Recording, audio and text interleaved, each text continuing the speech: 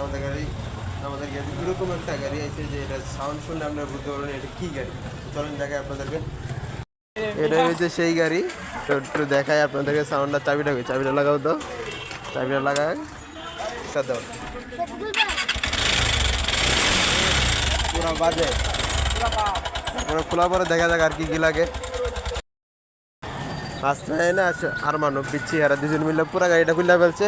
মানে টেবিল কোডটা আগে খুলে দেখবো টেবিল কি কোনো কিছু হয়েছে নাকি টাইম ইঞ্জিনে।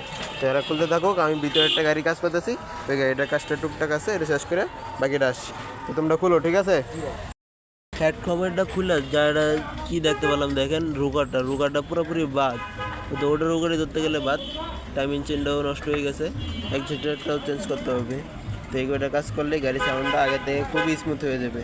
তো অন্য যার গাড়ি ওনাকে ফোন দিয়ে বলবো এই কটা জিনিস গেছে, উনি যদি বলে লাগাবার জন্য তাহলে লাগাই দেবো, নাহলে তো লাগানো আর হবে না।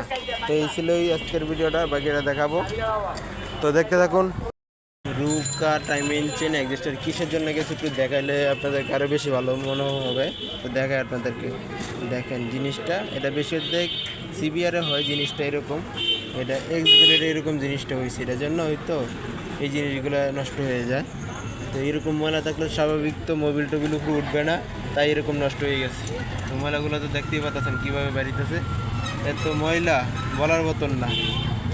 তো আশা করি ভালো লাগছে ভিডিওটা, এতেরই আজকের ভিডিও, আর বেশি বড় করতে চাইতেছি না।